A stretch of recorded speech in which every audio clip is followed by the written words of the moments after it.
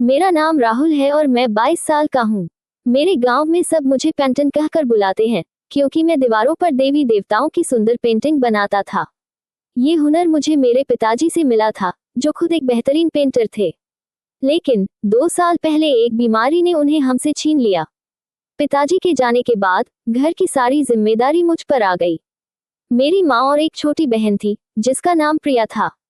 प्रिया की शादी की उम्र हो रही थी और उसके लिए एक अच्छा रिश्ता भी आ गया था, लेकिन शादी के लिए पैसों का इंतजाम करना मेरे लिए सबसे बड़ी चुनौती थी।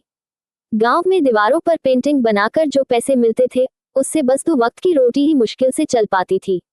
बहन की शादी के लिए मुझे शहर जाना ही था। माँ ने अपनी पुरानी चूड़ियां और कुछ जेवर मुझे दिए और कहा, ये बेचकर कुछ पैसे मिल जाएंगे बेटा। शहर जाकर अच्छे से काम ढूंढना।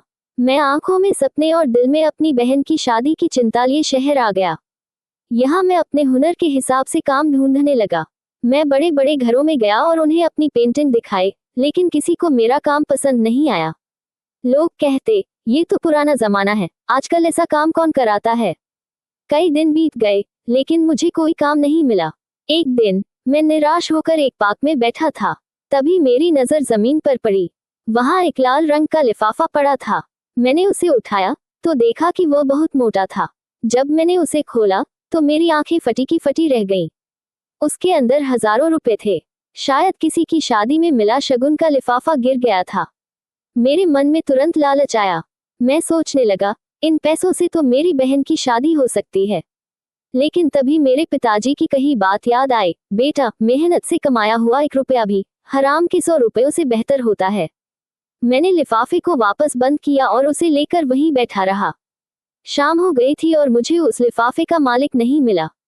मुझे लगा अब मुझे पुलिस स्टेशन जाना चाहिए। मैं उठकर जाने ही वाला था कि तभी एक बूढ़ी औरत और एक नौजवान लड़का घबराते हुए उस पार्क में आए। वह बूढ़ी औरत रोते हुए कह रही थी, हाय, मेरा शगुन का लिफाफा कहाँ गया? इसी में तो मैंने अपनी बेटी की शादी के लिए रखे पैसे डाले थे। मैं समझ गया कि यही लोग लिफाफे के मालिक हैं। मैं तुरंत उनके पास गया और कहा, आप कुछ ढूंढ रहे हैं क्या? उन्होंने हाँ में जवाब दिया, तो मैंने वह लिफाफा उन्हें वापस दे दिया।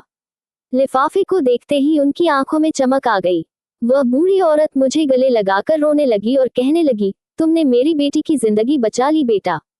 वह लड़का मुझसे मेरा नाम पूछने लगा और बोला, तुम बहुत ईमानदार हो। तुम कहाँ से आए हो और क्या काम करते हो? मैंने उसे अपनी पूरी कहानी बताई।